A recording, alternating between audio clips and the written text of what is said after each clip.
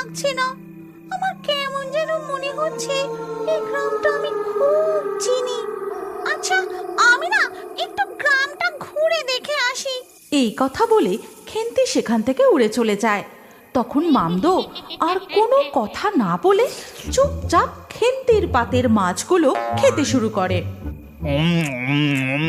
আহা, টাটকা ইলিশে কি স্বাদ!